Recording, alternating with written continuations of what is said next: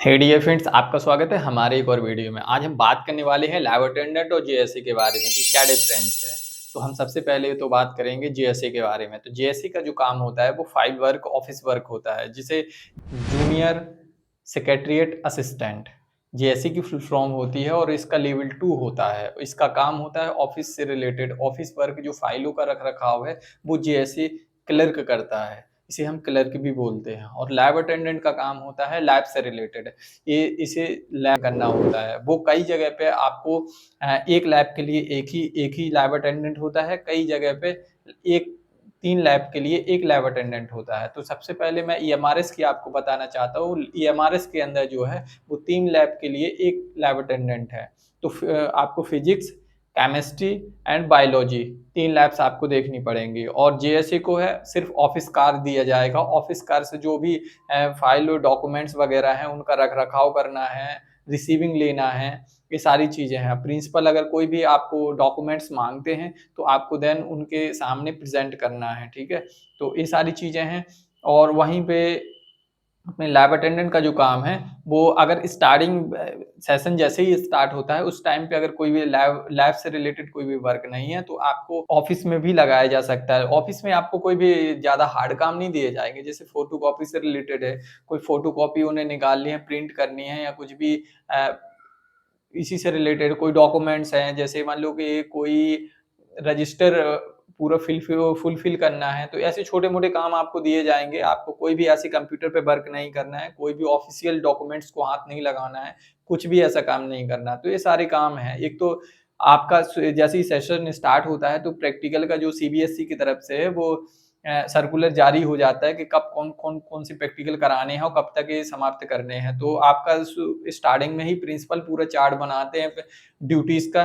तो कैसे कौन सा पीरियड किस टाइम होगा, तो उसी में लैब के भी पीरियड लगाए जाते हैं।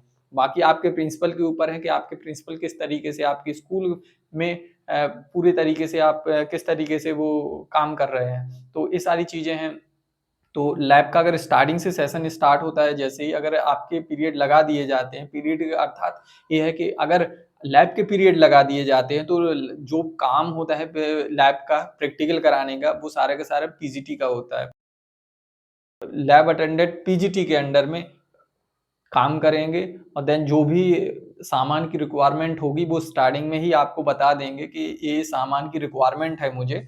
तो देन आप वो एक उसमें लिख के दे देंगे आपको। तो आप या तो अगर आप थोड़ा बहुत कंप्यूटर को जानते हैं तो आप अपने उसमें पीसी पे बैठ के एक लेटर टाइप करके आप देन उसकी रिक्वायरमेंट लिख लेंगे और वो ऑफिस में दे देंगे। ऑफिस में देने के बाद वो प्रिंसिपल पास करेंगे और प्रिंसिपल पास करने के बाद वो कुछ टाइम बाद वो सामान आपके स्कूल में प्रेजेंट हो जाएगा। तो ये सारी चीज़ें हैं, स्टार्टिंग में ही रिक्वायरमेंट देनी पड़ती है।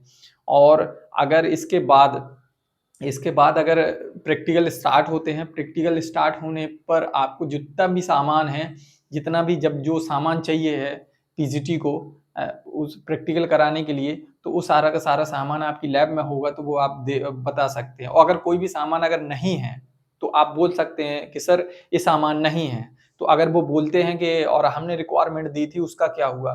तो आपको देन बोल देना है कि सर ऑफिस में मैंने दे दी है बट अभी सामान आया नहीं है। अगर सामान आ गया है तो आपको रजिस्टर में मेंटेन कर लेना है और जब वो माँगेंगे तो वो आपको दे देना है। और आपका सामान जो है वो फिजिक्स लैब ही में रहना चाहिए। ऐसा नहीं है कहीं भी अगर कोई भी सामान अगर बाहर लेके जाते हैं तो वो सिर्फ़ आप ही ले जा सकते हैं। आपके हाथ में जाएगा और देन वापस आ जाएगा। ऐसा नहीं है कि आप किसी को भी सामान दे दें तो उसके बाहर नहीं, लैब के बाहर सामान कोई भी नहीं जाना चाहिए और कोई भी प्राइवेट उसमें यूज़ नहीं होना चाहिए। जो भी होगा बच्चों की लैब के लिए ही होगा, बच्चे ही उसमें सीखेंगे और आपके रिकॉर्ड में प्रॉपर मेंटेन होगा, सब कुछ होगा। अगर देन टूटता है कोई भी सामान अगर टूट जाता है तो वो आप अपने पीजीटी को बताइए कि सर ये सामान ये कॉनिकल ग्लास है या अपना जो भी स्टैंड है और अगर कोई भी परखनली है जैसे टेस्ट ट्यूब है, अगर कोई देन टूट जाती है, बच्चे ने तोड़ दिया है, कुछ भी कर दिया है, तो देन आप अपने पीजीटी को बताएँगे कि सर ये टेस्ट ट्यूब है, ये टूट गई है और ये सर कॉनिकल ग्लास है, ये बीकर है, टूट गया है सर बच्चे के हाथ लगने से। तो ये सारी चीज़ें हैं तो वो देन ब्रेक में दिखा देंगे कि ये टूट गया है सामान और वो साइन करेंगे। पीजीटी जब साइन करेंगे तभी आप साइन नहीं कर सकते उसमें, ठीक है? आप उसमें लिख सकते हैं, बट साइन वो करेंगे, जब वो साइन करेंगे तब देन माना जाएगा, नहीं तो आपके रिकॉर्ड में वो रहेगा, ठीक है? आपके साइन मान्य नहीं होंगे, आपको सिर्फ उनकी हेल्पिंग के लिए लगाया गया है, तो आप सिर्फ उनके डॉक्यूमेंट्स क्लियर करके रखेंगे, बस। आप इससे ज़्यादा आपको कोई काम नहीं करना है। उनकी लैब है, लैब 4th क्लास से आपको क्लीन करा देनी है। बाकी जो इक्विपमेंट्स हैं, वो आपको स्वयं ही साफ-सुथरे और अच्छे तरीके से रखने होते हैं।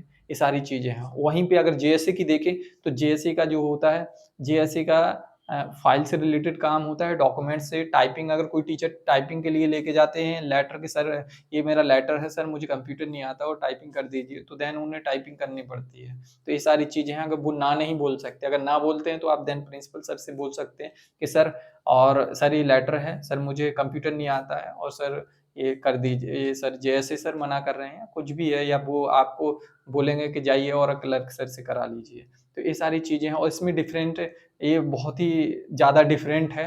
बट जो लैब अटेंडेंट है वो लेवल 1 की जॉब है और जो जेएसए है वो लेवल 2 की जॉब है। तो थोड़ा उससे बड़ी है जॉब, लेकिन ज़्यादा डिफरेंट नहीं है सैलरी में, 2 ढाई हज़ार रुपए का फ़र्क है, इससे ज़्यादा फ़र्क नहीं है सैलरी में। और जो वर्कलोड है वो इससे बहुत ज़्यादा है। उसे जेएसए में जो है वो दिन भर ही ऊपर से काम आते हैं, या फिर स्कूल में स्टाफ वर्क रहता है, स्कूल का ही काम रहता है। बहुत सारे वर्क होते हैं स्कूल के अंदर, तो ये सारे के सारे काम अक्सर ही जेएसए के पास में ले लेके जाते हैं, क्योंकि अकाउंटेंट के पास खुद का अपना एक काम होता है और वो एक और बड़े उस पे पद पे बैठे हुए हैं, क्योंकि उनका लेवल भी 6 होता है और वो अपना ही काम डॉक्यूमेंट से रिलेटेड वो अपना ही काम देखते रहते हैं। तो जितना भी काम होता है वो क्लर्क के यहाँ ही जाते हैं लोग, तो ज़्यादा थोड़ा वर्क रहता है क्लर्क के पास में।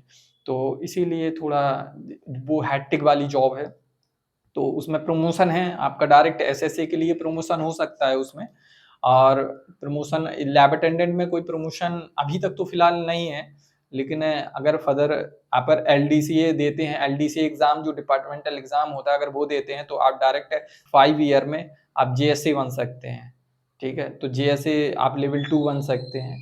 तो ऐसे है, आपका जो जेएसए है वो एसएससी बन सकते हैं, एसएससी बन सकते हैं, लेकिन काफ़ी हेक्टिक वाली जॉब है। अगर दोनों में जॉब अगर कभी आपको मिले कि थोड़ा कि चॉइस करने के लिए, तो मेरा मानना है कि अगर आपको ज़्यादा ऑफ़िस के वैसे काम पसंद है, फाइल वर्क से रिलेटेड काम पसंद है, तो ठीक है देन, वरना लैब अटेंडेंट की जॉब उससे बहुत अच्छी है, बहुत ही अच्छी है उसकी जॉब। थोड़ा 2 ढाई हज़ार रुपए का फ़र्क है, बट उसमें हेक्टिक नहीं है, प्रॉब्लम नहीं है, टारगेट नहीं है।